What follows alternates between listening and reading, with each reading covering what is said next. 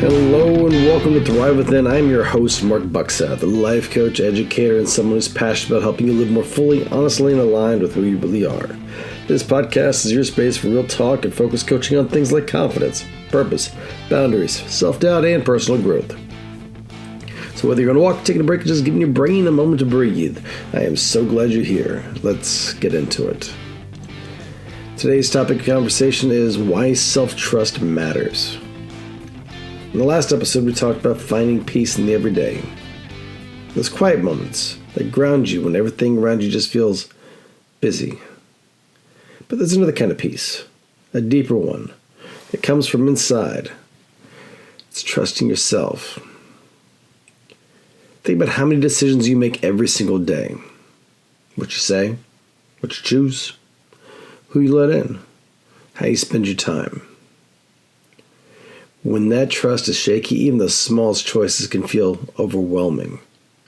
You second guess yourself, seek reassurance, replay conversations, and worry about being wrong.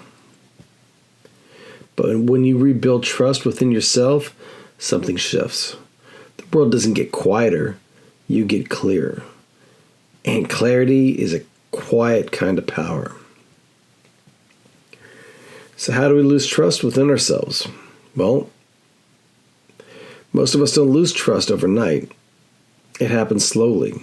Through 1,000 little moments, we follow someone else's advice instead of our gut. We apologize for how we feel as if our truth needs permission.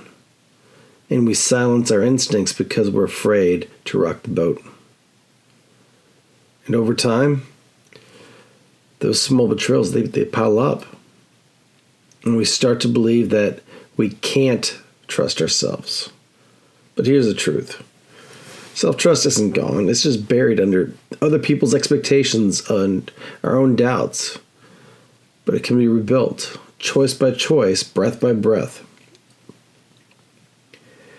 I remember a moment that taught me this lesson, and in a very real way.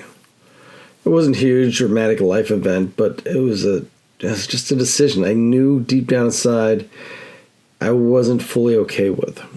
I had this feeling in my gut, that quiet nudge that says, this doesn't sit right. But I brushed it aside. And I told myself, I'm overacting. I try to be reasonable. And a few days later, sure enough, everything that I felt was confirmed. The situation unfolded exactly the way my gut had tried to warn me about.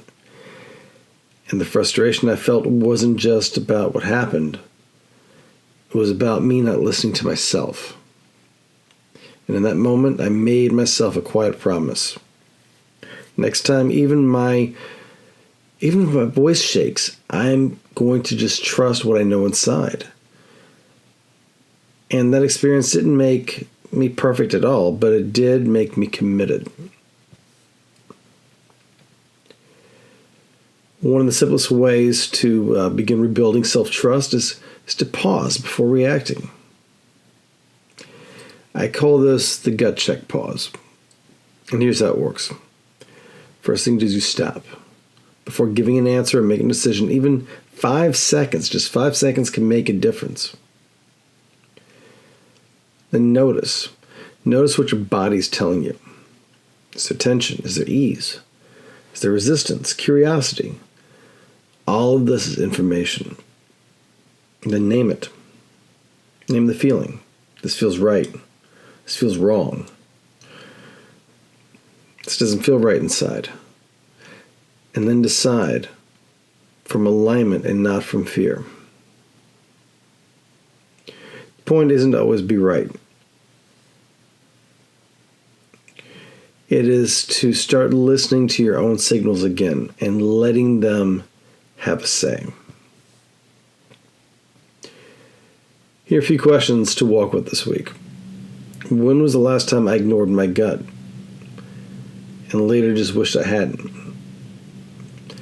How does my body tell me something is wrong, and how does it tell me when something is right?